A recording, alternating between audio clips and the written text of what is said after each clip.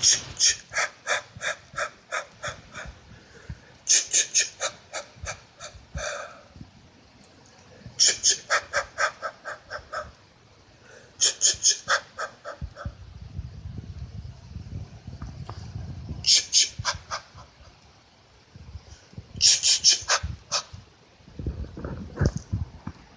dudes, welcome to Splat from the Past, the only 80s themed horror and sci-fi show where things can get totally radical. Now today, I have a guest to end all guests. You guessed it, Alice, from Friday the 13th Part 1, Adrienne King. Oh, I am so ready for this interview. I met her at Monsterpalooza back in April. She was such a sweet lady, very nice. She was like an aunt to me. She was really, really nice. And, yeah, I can't wait. It's going to be totally radical. Now, today we are mourning the death of Gomer Pyle himself. Jim Nabors passed away yesterday at the age of 87. And I grew up watching him on the Andy Griffith Show and Gomer Pyle USMC and all the Burt Reynolds movies. The man was a true legend. A golly! Shazam, Shazam, Shazam! Rest in peace, Jim Nabors. Awesome. And so, things are starting to cool down a little bit in the Hollywood scandals, not too much. I mean, Matt Lauer got busted, but he's a news guy, and things are crazy on that end, and a couple of political things, which I don't get into, and everything, but everything for the most part in the world seems cool. And I'm a happy guy. So let me wait for this call from Adrienne. She should be calling me any minute now. There she is. Hi, Adrienne.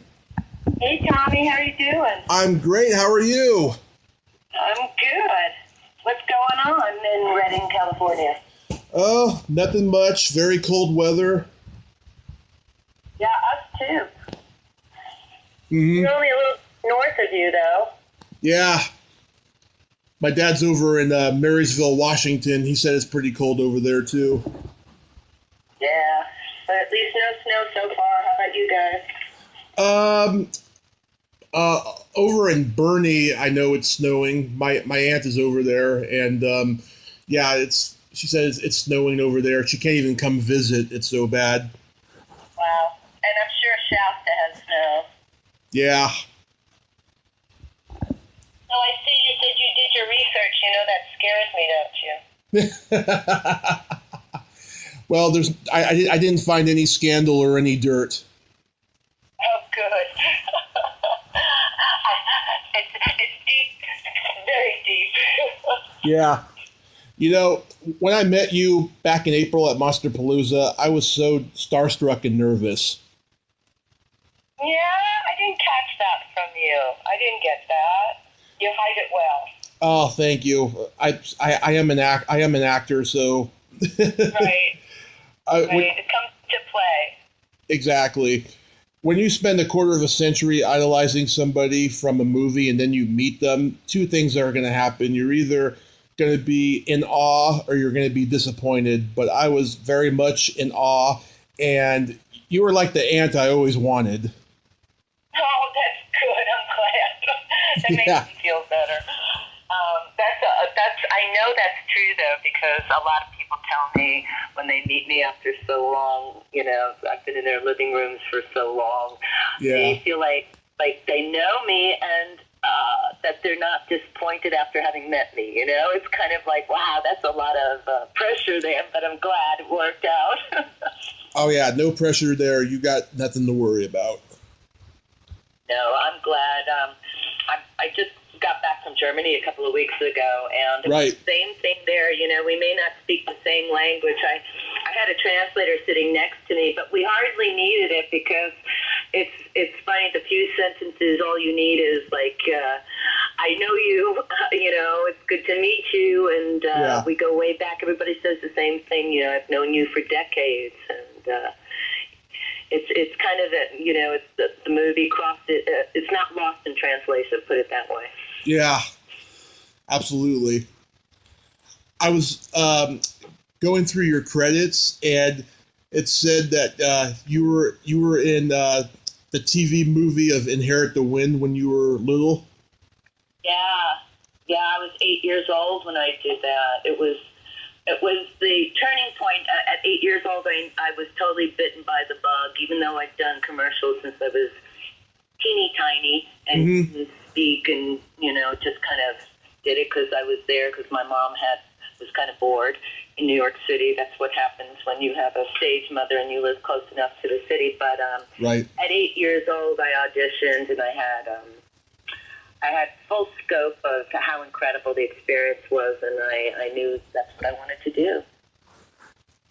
And so you started out first in commercials. Did you do any theater? Always doing theater. During high school especially, did a lot of summer theater and children's theater, and that's instrumental in your craft on screen. It's good to have a foundation in theater as well. Mm-hmm. Yes, and you had the legendary George Schaefer directed this. He produced it and he directed, and he was incredible. During a rehearsal, I remember it so well because it was one of those scenarios where we actually had 3 to 4 weeks of rehearsal and staging for the camera because it was live when we shot it. It was, live TV, and it was pretty incredible. During one of the rehearsals, I got so involved in it, I got very emotional in the scene and started crying, and after the scene was done, George came up to me and he says, that was a rehearsal. You can save it for when you need it. And I said, oh, Mr. Schaefer, I'm sorry, I couldn't help myself. And he chuckled and he said, well, I know I'll see you on the big screen someday. And when Friday the 13th came out, I sent him a letter, and he sent me back another letter. It was pre-email days, 1980. Yeah. And so I still have his letters that he sent to me congratulating me and told me he saw it many years before, that he could have predicted it himself. So that was very loving and caring. Oh, that's so great. That's so great. Yeah, sweet man. Very talented. Learned a lot from spending time around him. Mm-hmm. And Melvin Douglas and Ed Begley were in the movie. Yeah, I'm sure most of the listen. Now, are we already on your podcast here? Oh, yes. We're already. I thought, we were just chit-chatting for a while, warming up for it, and oh, no. we're already happening, which is good. Mm-hmm. So I don't know where we. Now that I know that we're on the podcast, I forgot the question. What was it? Oh, about Ed Begley and Melvin Douglas. Oh, yeah. So Ed Begley, oh, God, he was incredible. His son, Ed Begley Jr., we all know from different films, but his dad really was quite the character actor. If you remember 10 Angry Men.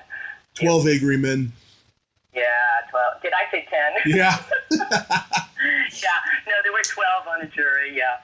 12 Angry Men, that was quite, and still is, quite a movie. And he was very giving as a performer, and I mean, everyone there was A-list at the time. Murray Hamilton, Diane Baker, who else was in it? Oh, my God, just an incredible list of A-list actors that I was just surrounded by for 4 weeks. And, talk about education on the set. It's truly that. I got my education from way young in this business, and I've never stopped for more than a couple of months at a time. Mm-hmm. So yeah, Ed Begley was pretty amazing too. Oh, Melvin Douglas, he was in it too. Oh my God, talk about Google people who don't know these. Just Google these list of credits; they're incredible. Yeah, they're one of the greats. Yeah. And then when you got older, you had a couple uncredited roles in Between the Lines, Saturday Night Fever, and Hair.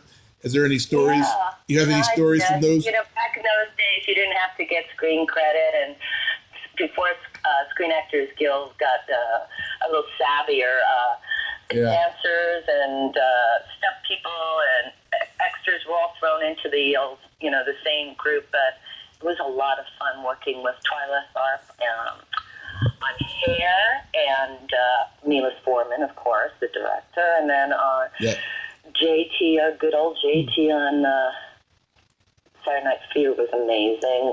The dancers all took the subway from Manhattan to the 2001 Dance Odyssey in Brooklyn for about 3.5-4 weeks again. We heard all the Bee Gees soundtracks before anyone else did, and it was back before there were laws. Even the Screen Actors Guild didn't have laws about, smoke being in the clubs. They could keep on pouring smoke in them. So we'd be there for a whole day, and on the subway ride back to Manhattan, we'd be peeling off a layer of smoke off our skin. Wow. Wouldn't have traded it for the world. We just had so much fun. It really was a blast. And then, who was it that directed? Jo Micklin Silver. She directed Between the Lines, and I got to work with Jeff Goldblum on that one. So, again, I was so young, and it was so wonderful having all these talented people around me. I was like a sponge, Yeah. It was just wonderful. Where did you grow up? I grew up in San Mateo, which is in San Francisco. It's a small town there. That's a beautiful town. Yeah. Mm-hmm. Yeah. A lot of theater up in that area too, isn't there? Oh yes, lots of theater. Yeah. Did you enjoy that aspect of San Mateo? I did. Up until probably about 7 years ago, I haven't been able to enjoy San Mateo as it once was. It's become so tech savvy and hipster savvy and just Silicon Valley based that it's unrecognizable now. I've heard, and I hear you can't even afford to live there unless you've got a tiny house on wheels. Yeah, and we're trying to move back there after Christmas because my mom got a job down there, and I only see her on the weekends. We live together. I only see her on the weekends. She stays at my brother's over there. Wow. Yeah, it's that expensive. Yeah, that's crazy. Tell me the town that was up north where The Birds was filmed. Wasn't that along the coast north of San Mateo? Yeah. My mom's ex-boyfriend actually grew up in that town. I'm trying to remember what's it called. Yeah. Maybe your listeners will call in. Oh, I don't have call-in listeners, but... You don't have call-in listeners? Next year, right? Maybe next year. Yeah. So, well, then who's your audience? Is it horror-based, then? Are all your listeners horror-based, or is it good cross-section? Yeah, cross-section, because when I first started doing this back in May, I had... I had mostly horror guests, and now I've been able to. I've had a little bit more confidence in myself. I've been able to get all sorts of 80s movie actors and stuff. Oh, fabulous! Yeah. We're back in. We're in vogue again. Yes. What was the famous line? Everything old is new again. Yeah, out with the old and in with the new. Yeah. Exactly. So I'm here as I'm speaking to you. I'm looking at the wonderful Valley View at Valley View Winery. Beautiful. Because I've been just this week, since it was Cyber Week, I was pushing a little Crystal Lake wine sales on Facebook. And interestingly enough, I've been getting some orders, but I come to the winery today and I didn't see all the orders, so I've just every day I've been pushing a little bit. I have to stop pushing. Crazy. So be careful what you put out on social media. I'm saying, order quickly before we run out, Oh, yeah. Like wines, and here I come here, and there's orders stacked. For some reason, they didn't come through on my email. So, got to be careful. Absolutely. You started doing commercials for Burger King at a certain point. Yeah, I was a Burger King girl for a long time, probably about 3 or 4 years doing their funny thing. I get something sent to me at the winery from a a zine, they call them, I guess, which is a magazine on I guess the net. Yeah. I'm still trying to catch up here, so don't laugh at me if you're really slow here. But somebody from London sent me a printout of this zine, and in it says things you didn't know about people in Friday the 13th. And one of the things that said that Adrienne King was a Burger King girl. Well, no, I played a Burger King girl. I never was a Burger King girl. Yeah. It's like a little bit different. So many actors from your generation started out in those commercials, like Linnea Quigley and like Leah Thompson and Elizabeth Shue, Andrew McCarthy. A lot of people were doing those. Definitely. Yeah. That's what you do. That's your stepping stone. Fast food commercials. Yep. Hopefully jumping into some smaller roles on a soap opera, hopefully jumping into, a small role on a film. I just skipped the small role in film and just jumped big time into the starring role of Alice, Yes, and you did a 7-Up commercial with Sammy Davis Jr. I know, I wish somebody could find that for me. I know, I couldn't find it. You found it? No, I couldn't find it. I was like, wow, that would be incredible. There were like 6 young girls, myself included, with these bubble little outfits on as bubbles, and then a bubble headdress that weighed like 20 pounds. Mm-hmm. And we were all in, it was almost like a Las Vegas costume, which just cracks me up because I am so not Las Vegas, but I could tap dance like crazy, and I suppose anybody can look like Las Vegas if they put enough bubbles on you. So yeah. I was really hoping to someday track that commercial down. Just the fact that I got to meet Sammy Davis Jr. and then tap dance with him, it was pretty extreme over extreme. But that was great memories. Hopefully someday I'll be able to, have somebody find it somewhere. It's around. I can't imagine them destroying it. Oh, I hope they find it someday. I hope they do. And so you did the first Friday the 13th, and that's my favorite slasher movie of all time. When I was 8 years old, I saw it for the first time. I couldn't turn on HBO Cinemax or USA Network without seeing that one or the sequels back in the 90s. Wow. Yeah. Like I said, it's kind of crazy how many years later, 38 now, but that's why people feel like they know me so well, because I've been in their living rooms, on their TV sets or their screens for at least 20, 25 years in their living room, and before that, depending on how many times you got to the theater, right? Yeah. That it still holds up. It's an amazing thing, and every year I think it gets bigger, because the fact that those scares still do hold up. Mm-hmm. I had the biggest crush on you. Alice has always struck me as being kind of a tomboy. Totally. Yeah, I've been around tomboys my whole life. All my friends are girls, and so she was like a girl that I could identify with. Yeah, somebody that didn't threaten you, that you felt comfortable around. Yeah. Yeah, that's where we were coming from.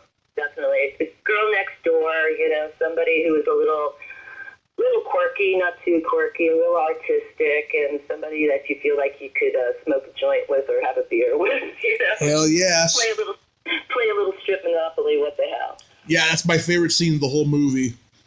It's a great, it's a lot of improv, and we only got the script, those pages were added when they realized we needed like a little more screen time. But Victor Miller, the writer, kind of threw those in at one point, the yellow pages, blue pages, whatever color they were, added to the script like the day before we shot it. And so a lot of that was just our personalities, having good fun after we'd known each other for about a week. And it really shows that we were having a good time. Yeah, me and my friends, we like to play naval Monopoly, where we show each other our belly buttons. After we, after somebody, gets enough money, Right. Yeah, I have an Audi, so they're always like poking at it. Oh, all right. And are you No, I can't drink anymore. No, not that. A little too many belly buttons in your life. Parties, I'm guessing. Oh yes, many. Do you know if the cabin and all the locations are still existing today? Yeah, they are. I just saw the Boy Scouts getting really smart back at the camp, which is called Camp Novi Bosco. Mm-hmm. Which, you know what it stands for, Tommy? No, I don't. Okay. We thought it was an Indian name when we first got to the camp. Doesn't it sound like Camp Novi Bosco? Yeah. It stands for North Bergen Boy Scouts. Oh. So, yeah. So anyway, the Boy Scout camp still is. It was when we filmed on it. So that's why we shot the day after they left, the day after Labor Day. That's when we started shooting, which explains why the leaves are all yellow and fall colors, because it wasn't summer. It got colder. And then we all just really had the best time getting to know each other at the camp, you know? Yeah. Now that makes sense, though. Yeah, a Boy Scout camp. That makes sense. Yeah, and then what they do now is they open the camp, I think, once a year, and they sell tickets online, and I guess, for $100 or something, you get a tour of the camp and photos. People were putting them up on my Facebook pages.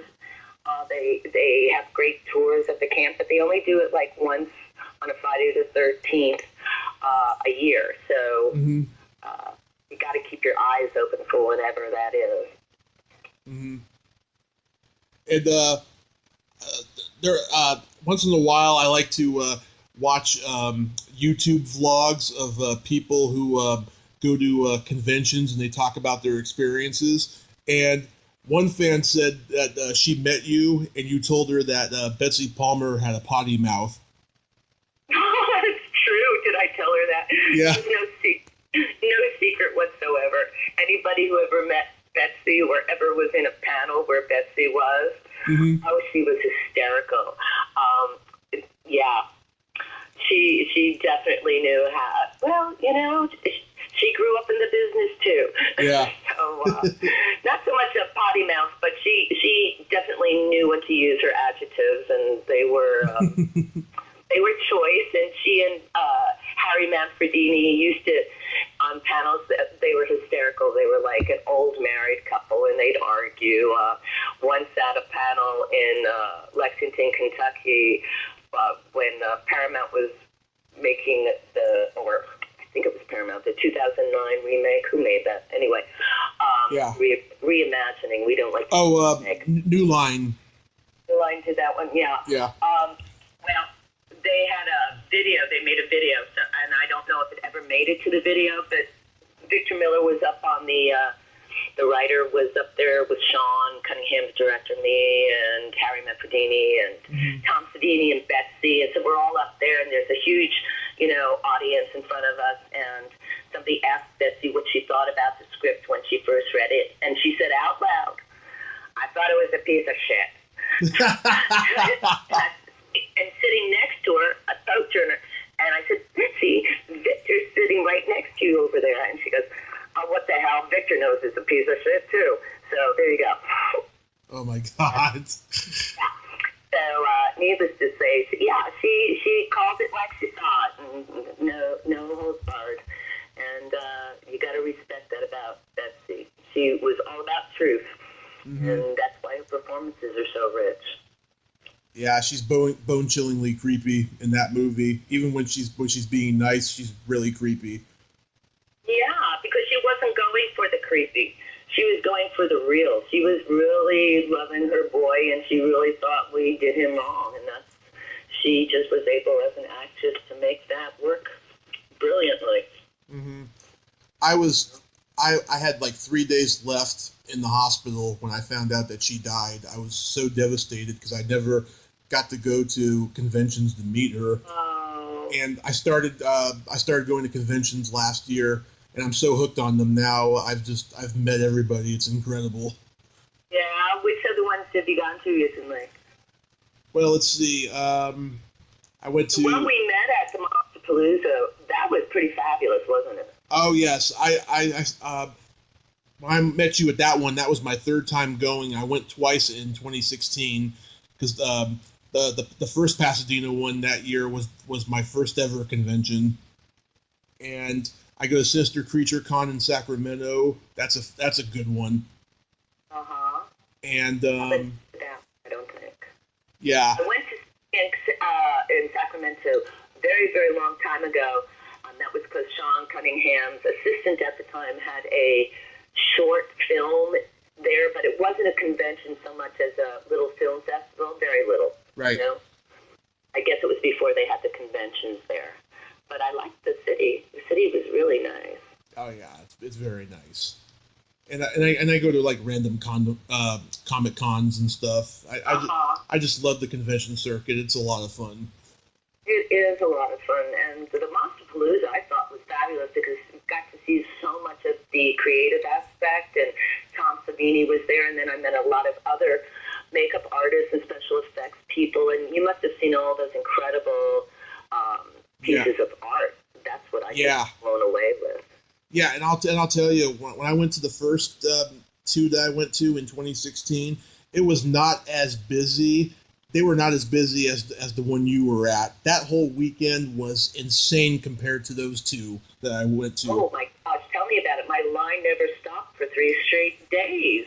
Yeah, I mean, I was in the long line, and I saw people just pulling all these Freddy and Jason items out of their bags, and they were just... I know, it was crazy, right? They were dressed all scary and stuff. I mean, wow. I mean, I had never seen... I'd never seen... cosplay. Yeah, so much true horror fans, you know? I mean, I was just amazed by that. And then I went... I thought it was definitely one of the better conventions I've been to. It was a lot of fun.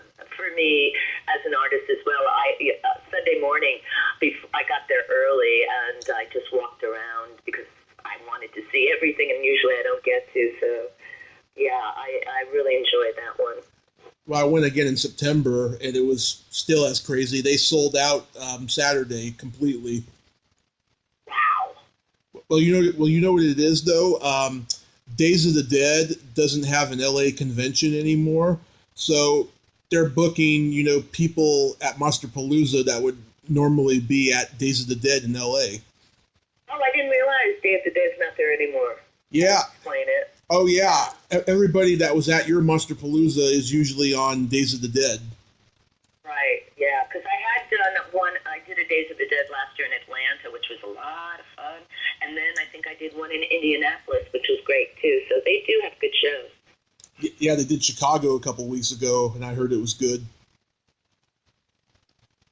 Wow, Chicago has a lot of shows there. Mm-hmm. Absolutely. And have you been to the flashback one there? They have a flashback one, which sounds like what you're into, a lot of the 80s stuff. Oh, I would love to go to that one. I don't have the money right now, but I would love to go to Flashback Weekend in Chicago. That's so much it's a good one. The family that does it is really cool, and they always pick a fan favorite film to show on the drive-in movie screen, so it's a lot of fun. If I win the lottery, I'm going to go to ChillerCon in New Jersey. It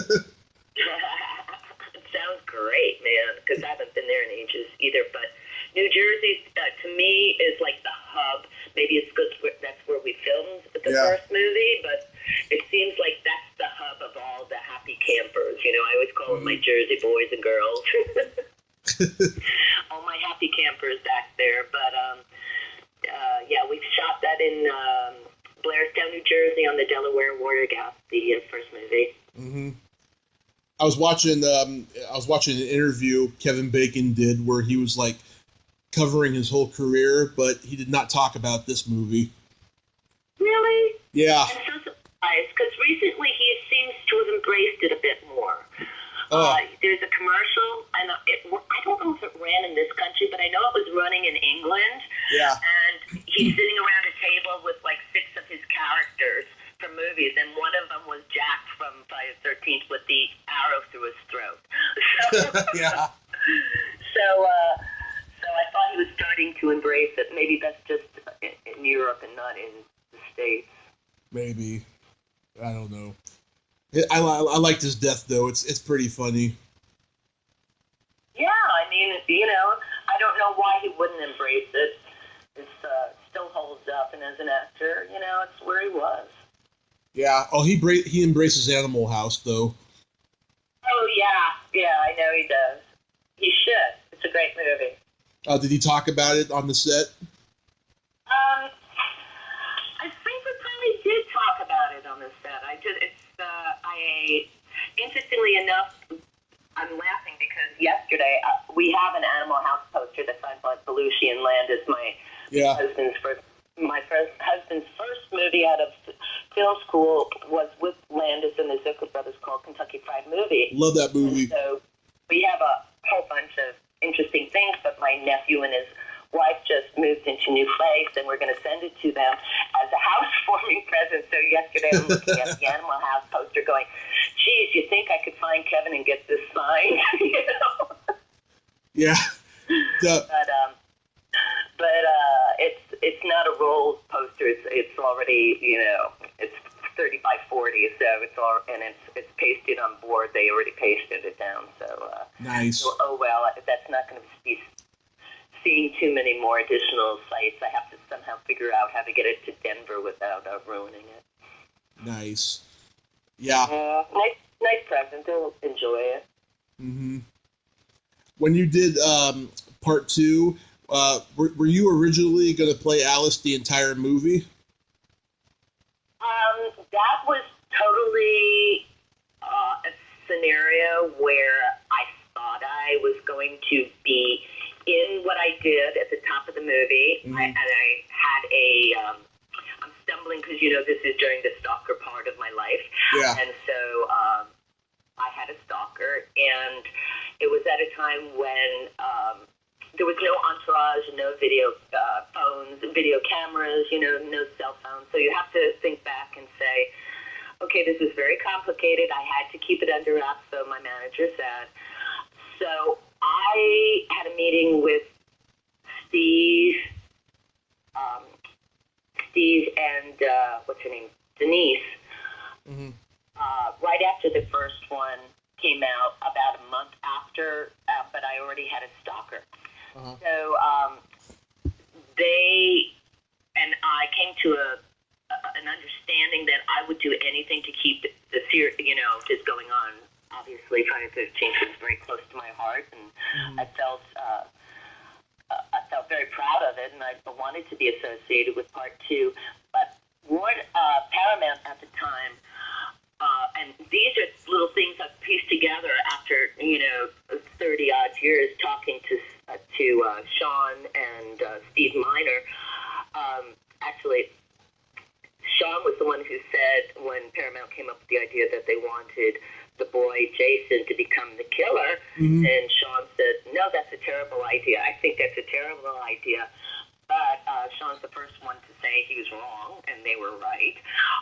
It was supposed to be open-ended, and that Alice would come back mm-hmm. at some point, but we didn't know where or when. So that's how it was left, and I was fine by that, because my whole world was kind of a slippery slope at that particular time. Uh-huh. And I was dealing with my own nonsense, and they were dealing with the film, and that's how it was left. But needless to say, I still say Alice Part 2 is a dream within a horrible dream, because I don't know how Jason would have tracked her down. I don't know who would have picked him up if he was hitchhiking.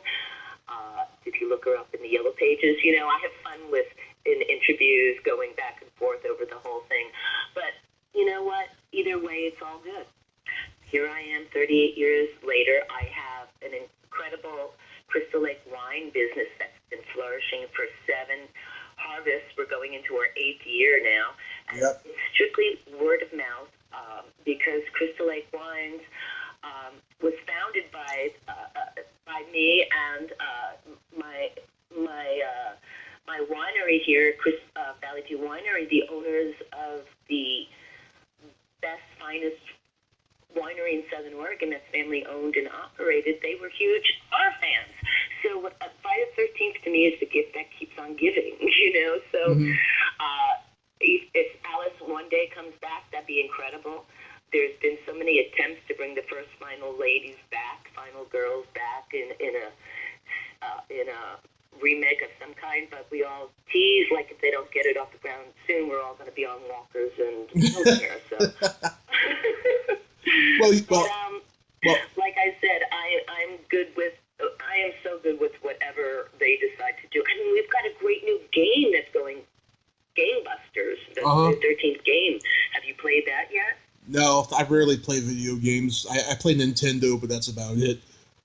Yeah, well, I'm not a video game player, but I have to tell you, the last two shows, including Monster Mania, they showed a little bit.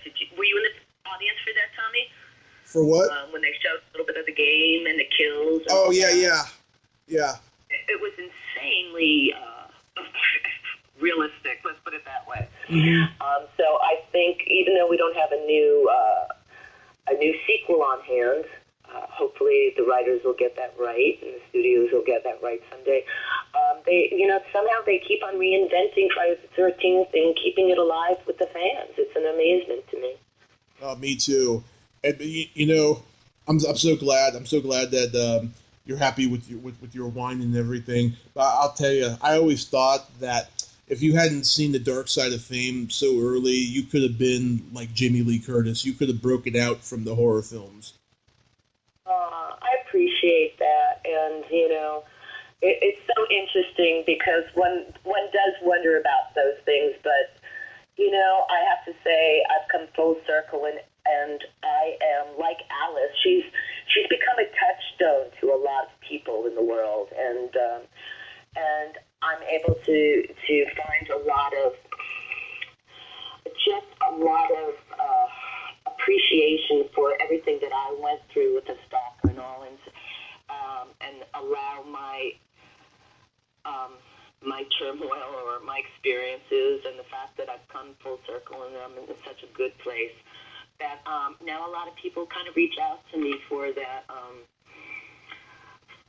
for the knowledge that tomorrow is a better day, and anybody can, if they have a little support in their world, can find joy in the next day, even though tonight might look ugly, and Alice was the first touchstone, and in a bizarre way, my own world kind of followed it, but we're both very happy right now, And, like I said, looking back, I never quite understood why, and I appreciate the fact that, maybe something bigger and better could have come in terms of film career, but, I feel very blessed. I'm able to work when I want to, and I'm always looking for another great script if one comes along, but in the meantime, my world is a good one. I've been married to the same wonderful man who we just celebrated our 30th wedding anniversary, and nice. It's pretty special when I can still go to weekends and get loved on for a few days and then go back to a normal world. It's pretty special, and I love Absolutely. My fans and I love my world. Absolutely, that is great. You've also done a lot of voiceover work too. I have indeed. That's what kept me going. After the stalker thing, I auditioned for the Royal Academy in London, and they took me in, which was wonderful of them because it gave me a chance to get my head back on. And I thought all was good and came back to the States, and my agent had me up for a role on All My Children. So I screen tested, got it, but then when I was in the wings waiting to go on, I had my first real anxiety attack associated with anything to do with acting. And, and behold, realized that whole crazy stalker stuff was still buried deep somewhere. And my agent and I asked the producer for an out, and they obviously were more than happy to give it to me. They didn't want somebody who wasn't going to be able to pull it off. Mm-hmm. And it was a scary point in time, but I was so good at voices and voiceovers that's the direction my agent groomed me for. I had always done my own anyway.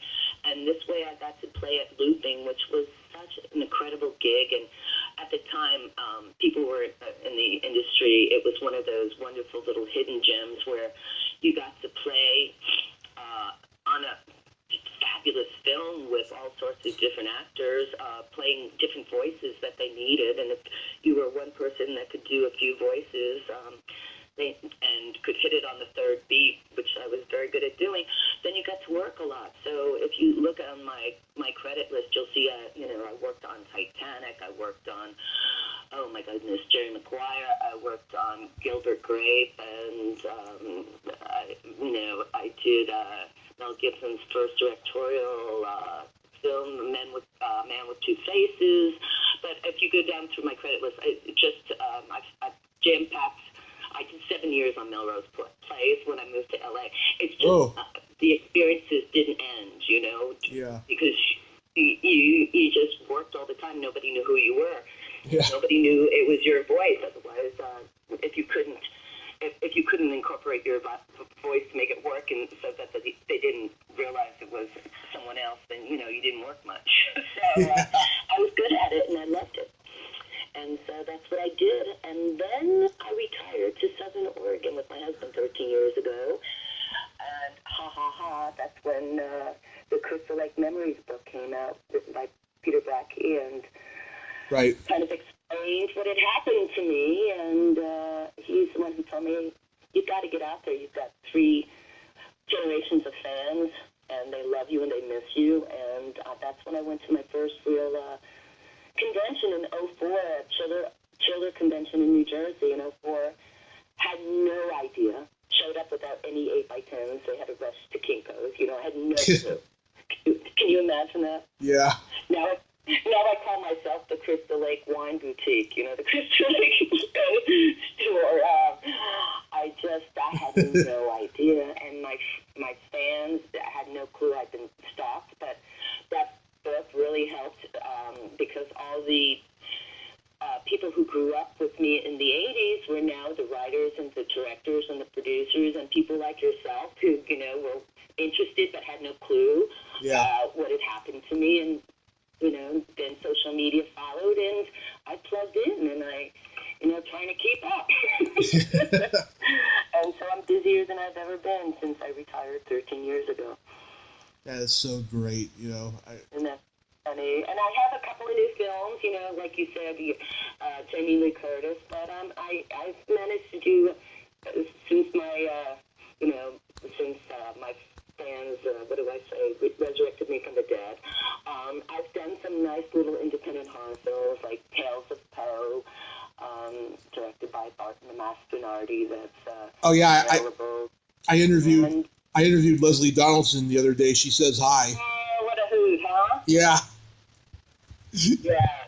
I mean, if you want a good, an incredible trilogy, watch Tales of Poe. There's some incredible, cool stuff in that. Yeah, it's a good movie. I saw it. Yeah, did you like it? And Amy Steele and I and Caroline Williams are in the third part, which is silent but voiceovered by Amy, and it's the cinematographer is Bart who directed it, and it's just so incredible. Yeah, you and Amy Steele, that's so crazy.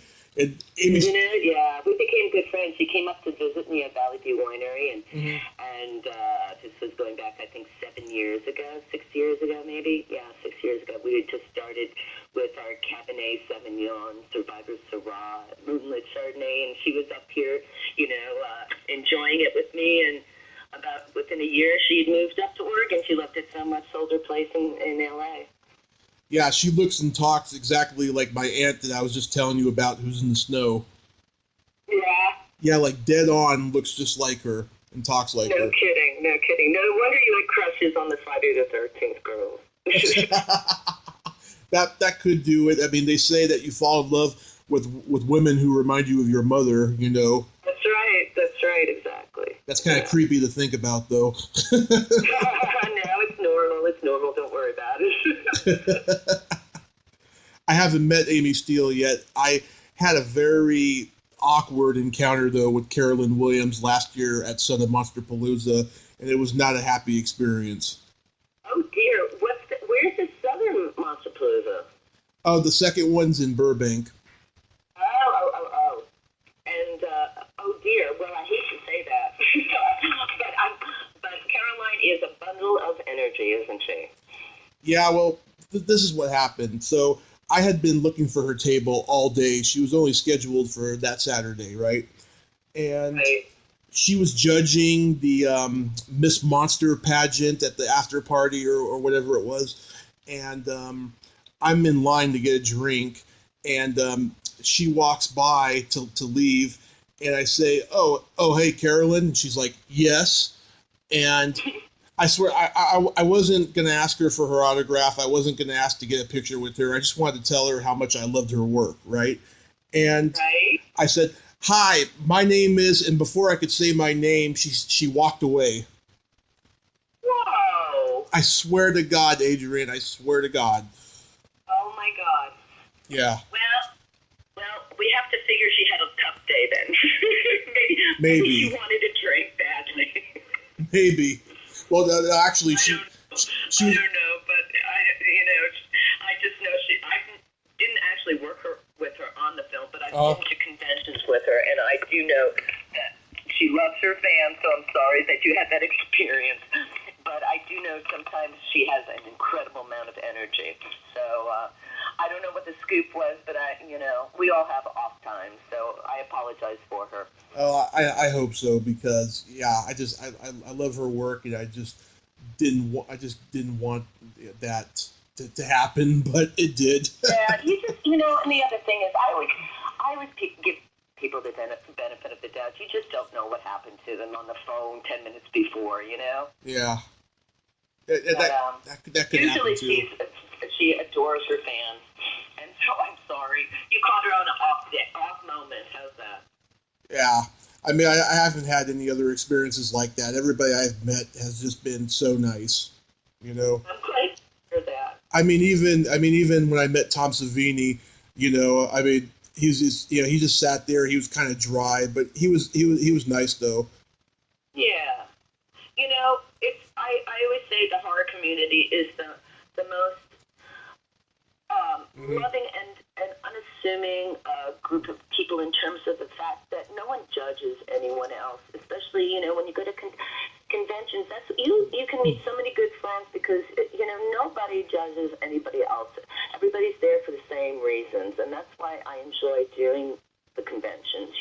I don't like doing the bigger, huge ones where you don't get a whole lot of time to people, because that's what I enjoy doing. I like speaking and hearing, like I say, I say fans, but I call all my fans my happy campers, because that's how I like to look upon everyone. It's like we're all kind of like just sitting around a campfire, kind of talking, just chilling, and that's why I kind of enjoy the smaller shows.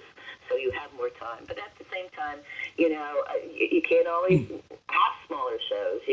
And the Comic-Cons kind of freak me out. I had a fan once faint in my arms at a Comic-Con because there's so little air, and she goes, "Oh my God, it's you!" And she proceeds to fall, And the scary part is people are kind of walking around her. It's like, no, give her some air, Yeah, I try to avoid those huge ones where you don't get a lot of time. You just get, hi, sign this and then go kind of thing. I don't do those ones really. Yeah, exactly. They're no fun for anyone, I don't think, really.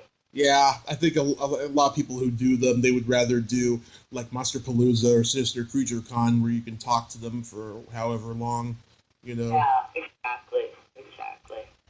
Yeah, I just love conventions. They're so fun. So, what's your next convention? I'm thinking about going to Central Valley Comic Con in Modesto, but I'm not decided yet.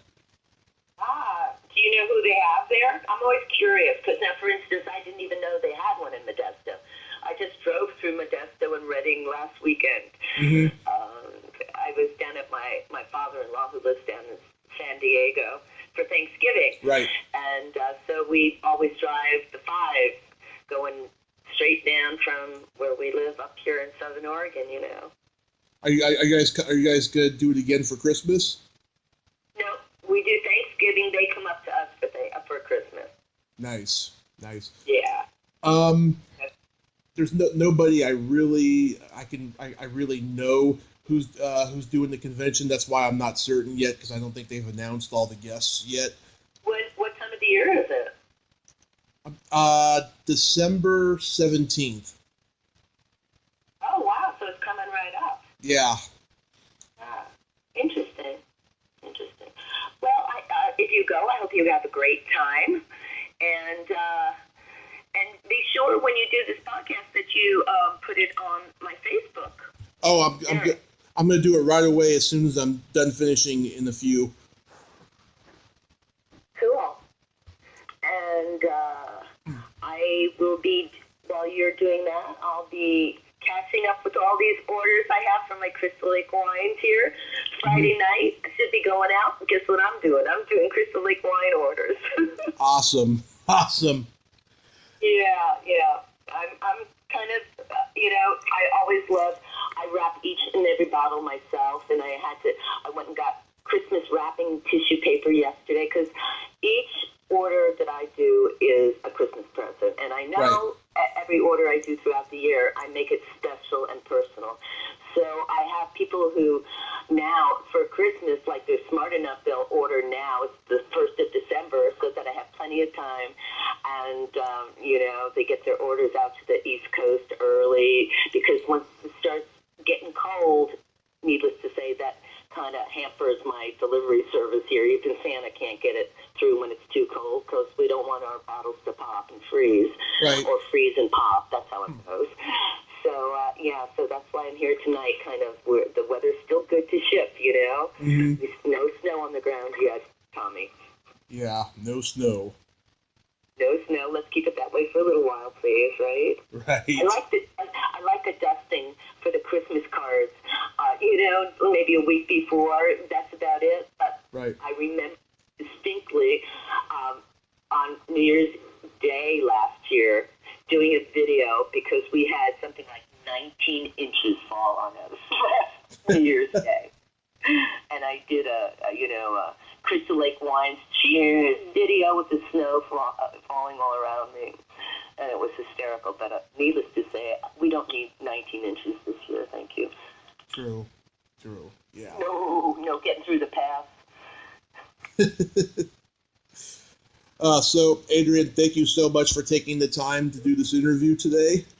It's my pleasure, Tommy. I'm glad we could finally make it happen. Thanks for your patience. My pleasure. I've been traveling these past couple of months. Yes, absolutely. And have fun shipping your orders. I will. I sign the bottles unless you ask me not to. So I have a lot of signing to do. And, I enjoy doing it. It's like conventions. You have to enjoy doing it. Otherwise, there's no point, Yeah. And hopefully next year I'll see you again. I hope so, too. And if not, on your travels, if you're ever in the area, come on by the Valley View Winery. I know you don't drink, but if you have some friends that do, you can just come and hang out and visit my Crystal Lake Wine Corner that has a lot of things from Camp Nalby-Bosco and these other gifts that people send me, from their camp experiences. So it's a lot of fun. That would be wonderful. So wonderful. Yeah, and this is for your listeners, too. I have Facebook, Crystal Lake Wines by Adrienne King, and my Adrienne King fan page and all that, and my website, Adrienne King and CrystalLakeWines.com. But if you are going to be near me, and I actually have people who flew in from Sweden, and 6 months ahead of time they told me they were going to come to California. They drove up from San Francisco for just one day, met me here. We had a great afternoon, signed bottles, and if you just email me personally on awinegirl@hotmail.com, and that's on my website too, if you need it later, that you're coming and you feel like, stopping by, we'll compare itineraries, compare calendars, and hopefully I can meet you at Valley View Winery and pour you some Crystal Lake wine. Sounds great. Sounds great. All right, Tommy. Thanks again, and thank you to all your listeners. And have a very happy and healthy holiday and New Year. Oh, you too, Adrienne. And if you get a chance, play some Naval Monopoly. I will if you play some Strip. I will. All right, then. I'll meet you back at camp. How's that? I'll meet you back at camp. Okay. All right. You take care, Tommy. You too. Merry Christmas. Bye. Thanks a lot. Bye-bye. Well, there you have it. Adrienne King. Ain't she a sweetheart? Thank you so much, Adrienne. I appreciate you taking the time today in your busy schedule of shipping wine orders. That is so awesome. If you like this video, please subscribe to my YouTube channel. Follow me on Facebook and Twitter. Add me as a friend on Facebook. Join my Tommy Kovac comedian group and all that stuff. Well, that's all the time we have this week on Splat from the Past. Until next time, this is Tommy Throwback Kovac saying, there's no shame in living in the past, because the present sucks. Later, dudes.